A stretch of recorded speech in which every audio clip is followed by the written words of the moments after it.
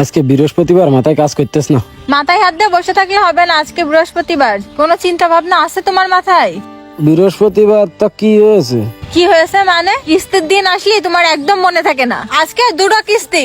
দুটো কিস্তি তা কি করব? আমার কাছে কোনো টাকা পয়সা নেই, আজকে কোনো রকম চালাই নিয়ে নে। কিস্তিগুলো তোলার সময় তোমার মনে থাকে না? কিস্তির দিন আসলেই তুমি এই করো, কিস্তির টাকাগুলো তুলে তুমি খাইয়ে ফেলাই দিছো। টাকাগুলো দেবে কে? এ কানের গোড়ায় জ্ঞান জ্ঞান করিস না, কইছি না কিস্তির টাকা নিয়ে আজকে। প্রতি সপ্তাহ আসলেই কিস্তি এলাকার কাছে বড় বড় কথা শুনতে হবে কেন? আমি কি দায় থেকে গেছি নাকি? আগের 2 সপ্তাহ বাপের বাড়ি থেকে আইনে কিস্তি দিছি, আমি বারবার টাকার কাছে যাবো কিস্তির জন্য? তোমারে বিয়ে করেছি কিসের জন্য আমি? এ বকিস না, তোর আব্বার কাছে ফোন দে, দিয়ে কো আজকের দিনটা কোনো রকম চালাই দিতি, সামনের সপ্তাহে তুমি ঠিক মতো কিস্তি দিবা না। তোমার এই কথা শুনেই তো আমি প্রতি সপ্তাহ বাবার কাছ থেকে টাকা আনি। আমি আর টাকা আনতে পারবো না বাপু। টাকা নষ্ট পেলে বেরো আমার বাড়িতে, বেরো, আমার বাড়ি থাকা লাগবে না তোর। চলে যাবো কিসের জন্য? তুমি তো আমাকে দেখে শুনেই আনিছো। এই তোর আমি তোর দেখে নিয়ে আসিনি, তোর আব্বার টাকা দেখে নিয়ে আইলাম। তোর আব্বা যদি টাকা দিতে পারে তাহলে তুই থাক, কানে দিতে পারলে আমার বাড়ি থেকে চলে যা। কানে গোড়া ঘ্যান ঘ্যান করিস না, মাথা মতো গরম আছে। আমি আর 1 টাকাও চাইতে পারবো না আমার বাপের কাছে। না চাইতে পারিস তুই থাক, কিস্তি এলা তোর ধরবে না। আমি তো চলে যাচ্ছি বাজারের দিকে, আমার তো আর কিস্তি এলা খুঁজে পাচ্ছে না। তুই টাকা যেমনি পারিস দিস। কিস্তির দিন আসলে তো সব বাড়িতে পলায়, বাড়ি আছে কিনা আল্লাহ জানে। ও শামিম ভাই, কই বাড়ি আছেন? হ্যাঁ, কে? ও আপা, আমি এই যে কিস্তি আলা, কিস্তির টাকাটা দিয়ে যান। শালার মরণ আর আসার সময় পেল না। ও ভাই, আপনি? এই সপ্তাহে আসলে কিস্তির টাকা নেই ভাই, পরের সপ্তাহে নিয়েন কিস্তির টাকাটা। না আপা, সামনের সপ্তাহে নিলে হচ্ছে না, এ হচ্ছে মাসের শেষের কিস্তি। এই সপ্তাহে টাকা সব ক্লিয়ার না করলি এই সব টাকা আমার বেতনের থেকে কাইটে নেবে না। ভাই, আপনার ভাই তো যাওয়ার সময় টাকাটা দিয়ে যায়নি, আর আমার কাছেও এই সপ্তাহে টাকা নেই ভাই। আপনি দেখেন এই সপ্তাহটা আপনি কোনোভাবে একটা ব্যবস্থা করতে পারেন কিনা। না আপা, এই সপ্তাহে হবে না, সামনের সপ্তাহে হলে না একটা ব্যবস্থা করা যাইতো। আপনার কাছে যদি থাকে তাহলে এই সপ্তাহটা কোনোভাবে একটু ম্যানেজ করে দেন, পরের সপ্তাহে একবারে দিয়ে দিবা না আমি। না আপা, ওই কথা কলি হচ্ছে না। আপনাদের এই গ্রামে এত ঝামেলা হয়। ওই পাড়ার ওই যে মুন্সি বাড়ির রিয়াজের বউ, সেও টাকা দিইনি। তারপরে ওই যে আবুলির বউ, ও টাকা দিইনি। আমি কি দায়ী ঠেকে গেছি? আপনাদের জন্য তো আমার চাকরি থাকবে না। ভাই, আপনি যত যাই বলেন না কেন এই সপ্তাহে আমি টাকা দিতে পারবো না। আপনি অফিসে একটু ম্যানেজ করে নিয়েন। হ্যাঁ, এই কিস্তির টাকা নেওয়ার সময় তো খুব নরমে নরমে ভালো বাইসে বাইসে কথা কন, এখন টাকা দিতে গেলি বাইতে যাচ্ছে। খাওয়ার সময় তো খুব খাইছাও টাকা কয়টা নিয়ে।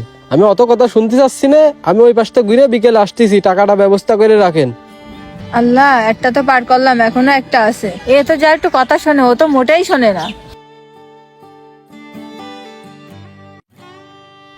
ভাবি, কি করতেছেন আপনি? ভালো আছেন? হ্যাঁ ভালো, আপনি কেমন আছেন? এই তো আছি মোটামুটি। তা বলতেছি যে ভাই বাড়ি নেই? তোমার ভাই কি আর বাড়ি থাকে? আছে, কোন জায়গায় ঘুরে ঘুরে বেড়াচ্ছে। ভাই বাড়ি নেই তা তো বুঝলাম। তা আমার এই দোকান টাকাগুলো কি হবে না, নাকি এরকম প্রতিদিন আসতে হবে না? ভাই, আপনি তো এসেছেন টাকা চাতি, আজকে তো কিস্তিরও দিন ছিল, কিস্তির টাকাও দিতে পারিনি, কিস্তি আলাও বকাঝকা করে চলে গেছে। আপনার টাকাটা কোন জায়গাতে দেবো কোন তো? আরে ভাবি, টাকা নিয়ে টেনশন করা লাগবে না। আর আমি কি সবসময় আপনার বাড়ি টাকা জন্য আসি? মাঝে মাঝে ভালো লাগে আপনাকে বাড়ি আসতে, তাই আর কি আসি। উফ, তাও ভালো। আমিও তো ভাবলাম আপনিও টাকা নিতে আইছেন, আমার তো বুকখান ধরবার ধরবার করছিল, ভাবলাম আপনিও আমার কাছে টাকা চান কিনা, এই জন্য। ভাবি, তালি আর কি, ভাই যখন বাড়ি থাকে না সন্ধ্যের পরে, তাহলে সন্ধ্যের সময় আর এক পাক আসবানে। মানে তুমি সন্ধ্যাবেলা আসবা কিসের জন্য? না, ওই যে দোকানে টাকা নিতে আসবানে। ও, টাকা নিতে আসবা? আমি তো মনে করলাম কি না কি জন্য।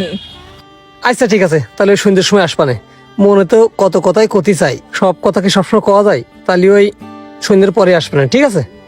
আচ্ছা ঠিক আছে, আইসে নে। ইসিরে রসের মতো ভাবে আমার দেখলেই মনটা জুড়ে যায়। কতদিন ধরে কইছে একটা গ্যাসের চুলো কিনে দাও, এই পাতা দেওয়ার কতদিন রান্ধবো? আইতে মোল্লার বাগানে পাতা কুড়োতে গেলে ওর বউ শুধু খ্যাটমাট খ্যাটমাট করে। আবুলির বউটা সেই রকম, একটু পাতা কুড়োতেও দেয় না। গ্রামের লোকের কি হইলো, আজকে কেউ কিস্তির টাকা দিচ্ছে না এই গ্রামের। এই কি রে, কিস্তি এলা মনে হচ্ছে। যাই যাই, বাথরুমে যে বসে থাকি, আমারে যেন দেখতে না পারে। কি রে, ভাবি মনে হইলো না? বাথরুমিতে ঢুকলো না বেরোলো, কিছুই তো বোঝা গেল না। যাই হোক, আমি বসি, বাথরুম তো বেরোক, তারপর টাকা নিয়ে যাবান। আজকে গ্রামের লোক একটাও টাকা দিল না, আজকে টাকা না নিয়ে আমি এই বাড়িতে যাবান না। দেখো, কিস্তি তুলতে পারলো না 2 মাস, তার ভিতরে 3-4 সপ্তাহ বাকি। টাকা দেওয়ার সময় খোঁজ নেই, আবার লোন নেওয়ার সময় মিষ্টি মিষ্টি কথা। শালা কিস্তি এলা বাথরুমের সামনে বসে বসে রয়েছে, আর দেখি বাথরুমে গন্ধর জ্বালায় টিকা যাচ্ছে না। আর কতক্ষণ এর মধ্যে বসে থাকবো? কিস্তি এলা এখনো যাচ্ছে না। কি রে, আর কতক্ষণ বসে থাকবো? সে বাথরুমে গেছে তা গেছে, 1 ঘন্টা ধরে বসে রয়েছে, আসার খোঁজ নেই। কি রে, হাগা শেষ হচ্ছে না নাকি? আর কতক্ষণ বসে থাকবো? ও ভাবি, বাথরুম তো বেরোন। না রে, একবারে আর কতক্ষণ বসে থাকবো, যাই বাথরুমের গুড়ায় যাই দেখি কি করতেছে। ভাবি, ভাবি, কি রে ডাক শুনতেছ না কেন? ও ভাবি, বেরোন বেরোন, বাথরুমতে বেরোন। কি রে, কিস্তি এলে আমার বাথরুমের সামনে কেন? আর বাইরে আমার বোঝ জুতো মনে আছে। এ ভাই, এই আমার বাথরুমের সামনে কি? ও ভাই করছিলাম, ওই কিস্তির টাকা নিতে এলাম আমি একটু। কিস্তির টাকা নিবি, হাইট নিয়ে যাই ভাই, বাথরুমের সামনে কি?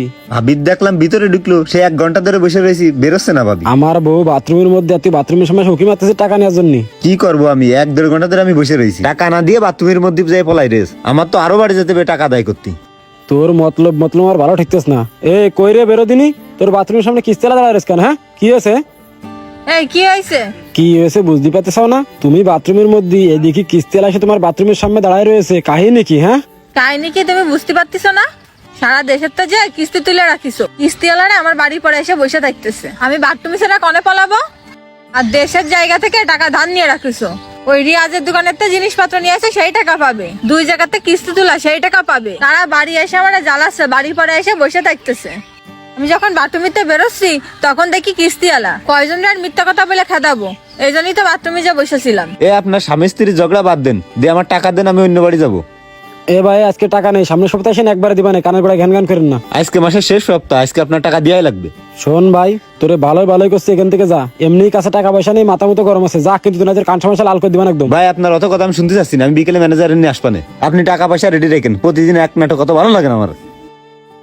হ্যাঁ, যার পারিস তার নেসছে নে। এ শোনো, এদিকে আসো। প্রতিদিন আমারও আর এক ঝামেলা ভাল লাগতেছে না। তুমি তোমার আব্বার কাছে যাও, যাই আর কিছু টাকা নিয়ে আসো। আমি এই দিনাদায়গুলো দিয়ে কাজ কাম করবানে, ভালো হয়ে যাবানে। তুমি আজ 6 বছর ধরে একই কথা বলতিছো। আমি আর আমার বাপের বাড়ি থেকে আর টাকা আনতে পারবো না। তুমি কি করে কিস্তি চালাবে সেটা তোমার বিষয়।